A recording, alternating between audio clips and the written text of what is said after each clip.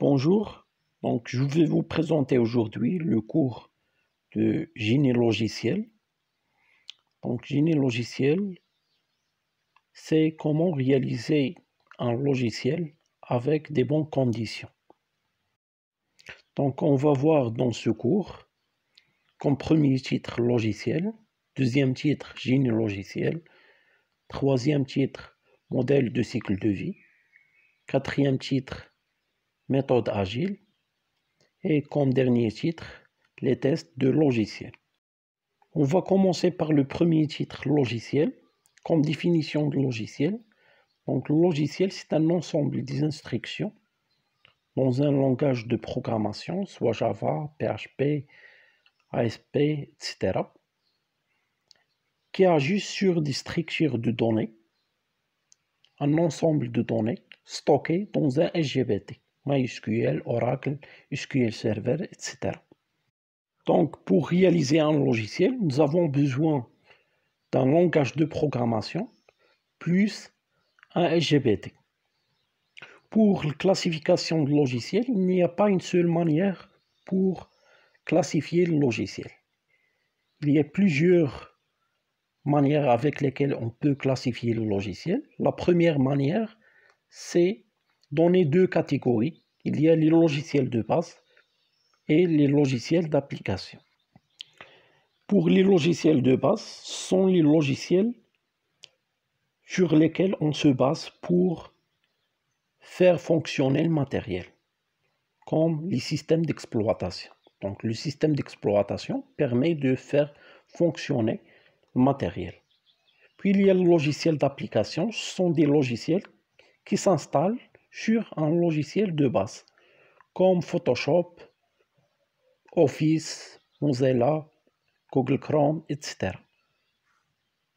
Puis il y a application qui permet de réaliser une tâche, pilote qui permet de faire fonctionner un matériel informatique. Puis on peut donner une autre manière de classification de logiciel. Logiciel spécifique, c'est un logiciel qui est réalisé pour une entreprise. Logiciel standard, c'est un logiciel qui est réalisé pour une grande distribution, comme Photoshop, Mozilla, etc. Puis on peut réaliser une classification selon contrat de licence. Il y a le logiciel propriétaire qui est réalisé par un développeur et le développeur, c'est lui qui va diffuser le logiciel. Partagiciel, le développeur il réalise le logiciel, puis il y a une autre personne qui va diffuser le logiciel. Par la suite, il y a le logiciel libre ou bien open source, c'est-à-dire le développeur il autorise l'accès au code logiciel. Puis il y a le logiciel gratuit. Logiciel gratuit, c'est-à-dire il peut être diffusé gratuitement. Logiciel gratuit, pas forcément un logiciel libre ou bien open source. Puis la dernière manière avec laquelle on peut classifier le logiciel, il y a le logiciel bureau. C'est un logiciel qui s'installe sur l'ordinateur. Il ne demande pas forcément l'Internet pour fonctionner. Puis il y a le logiciel web qui ne s'installe pas dans l'ordinateur, qui se trouve dans le serveur et qui demande l'Internet et le navigateur pour se connecter à l'application.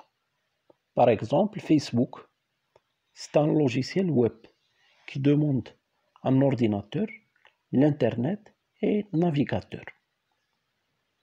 Puis il y a le logiciel mobile. C'est un logiciel entre le logiciel bureau et le logiciel web. C'est-à-dire, il demande l'installation. On doit installer une application mobile. Et en même temps, cette application, il demande l'Internet pour être fonctionnée.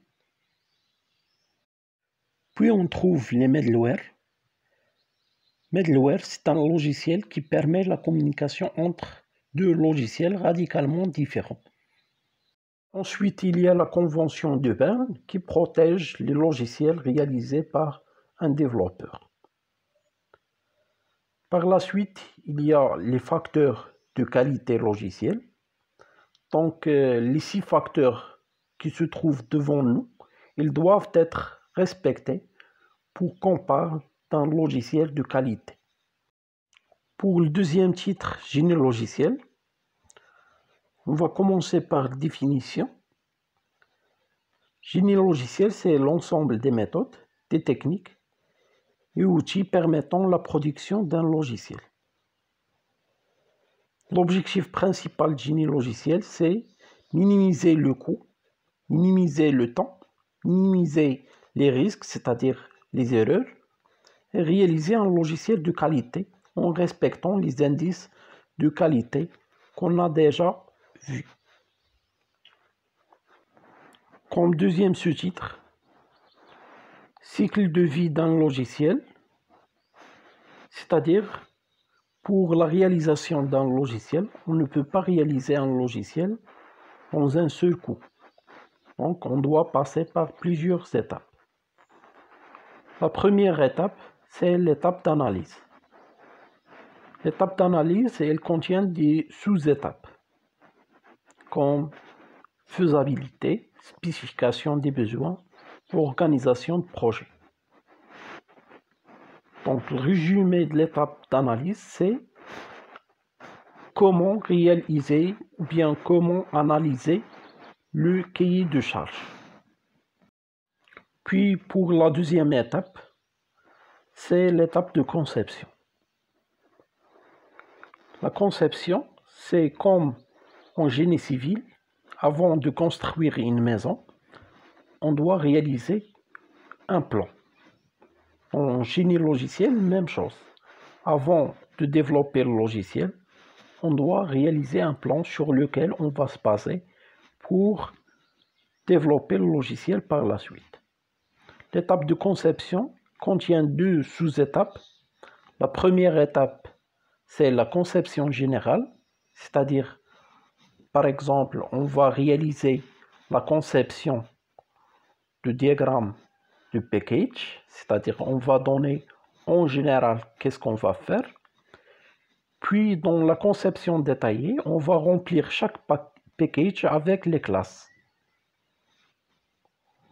Pour l'implémentation, on va développer ce qu'on a réalisé dans la conception, c'est-à-dire les classes, les attributs, les méthodes, etc. Puis les relations entre les classes. Ensuite, on trouve l'étape du test. Dans le test, il y a plusieurs types de tests. Test unitaire, par exemple, on va tester chaque package à part. Test d'intégration, on va intégrer les packages entre eux et on va tester. Test système, c'est-à-dire on va tester tout le système. Test alpha, on va tester le système avec des vraies valeurs, mais chez le développeur. Test bêta, on va tester le système avec des vraies valeurs, mais chez le client qui a demandé le développement de logiciel. Puis il y a test de régression. Lorsqu'on va trouver des erreurs dans le logiciel, on va les corriger, puis on va retester le logiciel. Puis il y a l'étape de livraison. Donc, on doit livrer le logiciel. Tout d'abord, on va installer le logiciel, puis on va réaliser une formation pour le client de logiciel, puis on va assister par téléphone par exemple pour n'importe quelle question concernant l'utilisation du logiciel. Ensuite, on trouve l'étape de maintenance qui contient des sous-étapes, bien des sous-types. Il y a le maintenance correctif, adaptatif et évolutif, c'est-à-dire on réalise des versions de logiciel. Enfin, ici en bas, j'ai cité les documents qu'on doit livrer à la fin du développement du logiciel. Puis il y a comme troisième titre, modèle de cycle de vie. Pour les modèles de cycle de vie, chaque modèle, il prend ou bien rassemble les étapes du cycle de vie de sa manière. Le premier modèle qu'on va citer ici, c'est le modèle en cascade. Le modèle en cascade, il contient la phase d'analyse, puis la phase de conception, la phase de développement, la phase de test et la phase de maintenance. L'avantage de ce modèle, c'est qu'on sait à l'avance les livrables, c'est-à-dire on sait très bien qu'après 2 semaines, par exemple, on va terminer l'étape d'analyse, c'est-à-dire on va avoir le cahier de charge. Après 4 semaines, par exemple, on va avoir le diagramme de classe, c'est-à-dire on va terminer l'étape de conception et on va avoir le diagramme de classe concernant l'étape de conception. L'inconvénient de l'étape ou bien de modèle en cascade, c'est que on va trouver les erreurs tardivement. C'est-à-dire, on va faire la conception, puis le développement, puis on teste tout le logiciel. Lorsqu'on va tester, si on trouve des problèmes au niveau de conception, on va les trouver trop tard. Puis il y a le modèle en fait. Le modèle en fait, il contient spécification, bien l'analyse, la conception générale, conception détaillée, puis le développement, test d'intégration et le test de qualification. Ici, comme vous voyez, les avantages, c'est qu'il y a plusieurs types de tests. On a intégré plusieurs types de tests. Pour les inconvénients, ce modèle il est utilisé juste pour les projets de petite taille. Même chose que le modèle en cascade. Puis pour le cycle en Y, on trouve 2 branches. Branche fonctionnelle et branche technique. Pour la branche fonctionnelle, on doit citer les fonctions de système. Branche technique, on doit identifier les outils à utiliser. Puis au milieu, on va avoir la conception, codage et le développement. Puis il y a le cycle en spirale. Cycle en spirale, c'est-à-dire il y a plusieurs itérations. On va, par exemple, réaliser l'analyse, la conception, le développement et le test d'une petite partie de logiciel. Puis on va ajouter une autre fonctionnalité dans un autre cycle. Puis on va ajouter d'autres fonctionnalités dans un cycle différent et ainsi de suite.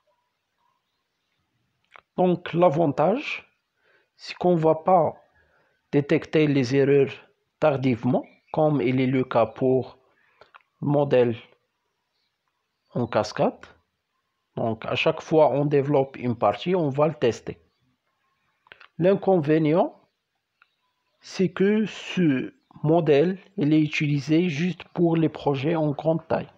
Puis il y a le cycle itératif, il suit presque le même principe du cycle en spirale. Puis il y a ce qu'on appelle marquage et prototypage. Donc les prototypes sont réalisés juste pour montrer au client comment on va réaliser le logiciel ou bien point de vue concernant le futur logiciel. Le 4e titre sont les méthodes agiles. Donc pour les méthodes agiles, il y a 4 valeurs fondamentales pour n'importe quelle méthode agile. Il y a le principe d'équipe, c'est-à-dire on va réaliser ou bien on va développer le logiciel en équipe. Collaboration avec le client, c'est-à-dire le développeur et le client, ils doivent collaborer pour réaliser le logiciel. À chaque fois, on va faire une réunion avec le client pour demander son avis sur l'évolution du développement. L'application, c'est-à-dire elle est orientée code, moins orientée documentation. c'est-à-dire on va directement coder sans documentation ou bien avec le minimum documentation. Puis il y a l'acceptation de changement. À chaque fois qu'on va développer une partie de logiciel, on va discuter avec le client et le client il peut changer son avis, il peut ajouter des fonctionnalités ou bien supprimer des fonctionnalités qui sont déjà citées dans le cahier de charge. Ici, j'ai essayé de vous citer les 3 méthodes agiles les plus utilisées. J'ai essayé de vous donner le maximum des critères de chaque méthode agile. Comme 5e titre, il y a les tests logiciels. Donc ici, dans ce titre, j'ai essayé de vous donner les mots techniques les plus utilisés dans les tests logiciels, puis les objectifs de test, les types de tests, ensuite la conception de jeux de test et les critères de terminaison.